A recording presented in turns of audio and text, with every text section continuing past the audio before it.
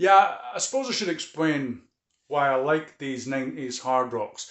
Really, the steel frames are super durable, as the fact that they've been around for 30 years and still work and haven't broken shows. They're cheap to get, 60 quid for this one.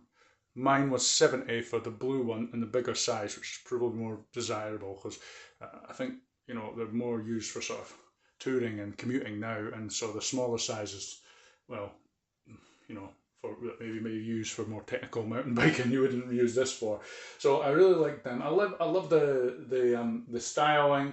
Now, obviously, I don't have one of the funky color scheme ones. That would be ideal. You don't see them that often coming up in the UK. But I love the look. I love the fact they're made of steel. I know that if look after the steel frame, it should last a long time. The best thing though for me is that these 3x7 drive chains and canty brakes, the parts are so cheap. On eBay, I don't think there's anything, including a wheel, that you couldn't get for £15 in the UK. So, front derailleur, rear derailleur, I mean, you could get it for less. There's also like bike co-op bins, because this is an era of such mass-produced bicycles. There's so many parts that would work on it. And I think it's a kind of sweet spot. I think maybe six gears at the back is not enough, and so I wouldn't want an 18 speed, but this is just perfect. You can usually for most things get up steepest hills, and you go quite quick along the flat. I'm not bothered about going fast. I've got a bit of a belly. I'm not the fittest. I'm 43. So to me, this is just the perfect bicycle. Also, bike theft in the UK, especially in the big cities, is a problem. And I don't think someone seeing this is going to think that this is a very desirable thing to steal. It's not got disc brakes. It's not new. It's not fancy. So I would hope that would mean that they would leave it alone. The geometry, to me, seems good. On my own one, I've got butterfly bars. A bit ridiculous, but it's nice for just giving you different hand positions. And I've done cycles, 40 miles, no problem at all. I'm hoping to do more on them.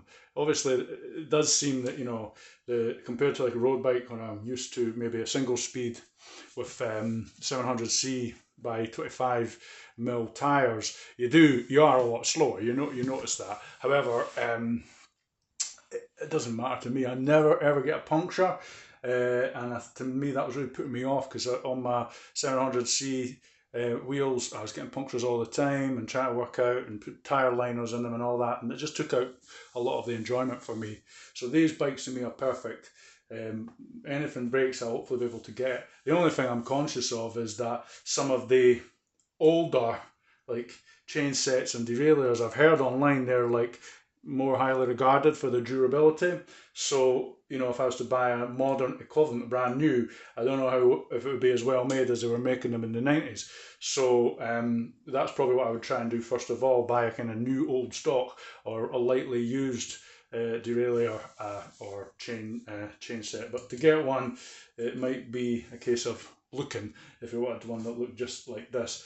And also, I'd probably have an issue because I'll not know what bottom bracket size it is until I get it and try and line it up. So it can be a wee bit of a pain that way. But yeah, so I really like them for this. They take mud guards, no problem. They take rear racks, front racks, absolutely fine. You can laden them down with stuff. They are pretty heavy, and we sit on the first floor, and carrying my 21-inch one with the mud guards, the front rack, and all the other bits and bobs I've put on it is a bit knackering after a day at work or a long cycle, but it's not that bad.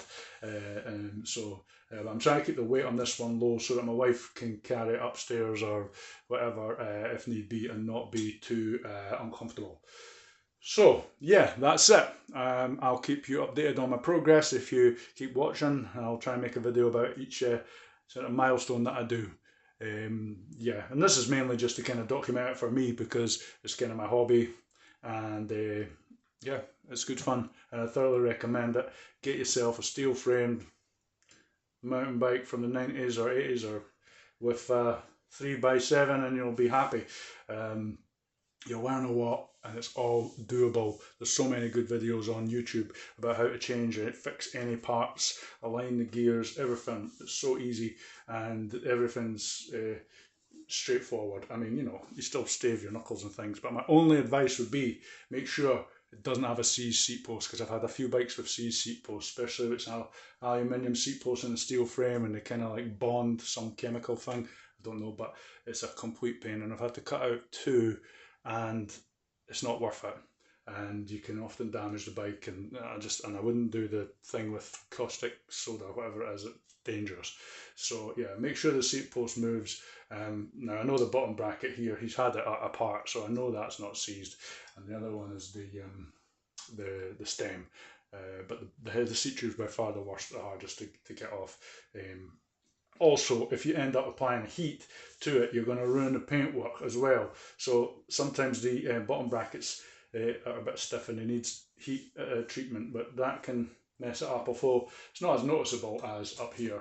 But that's the thing I would say. My main piece of advice: just walk away if it's got a stuck seat tube, even if seat post is just not worth it. You'll find another one. Thanks.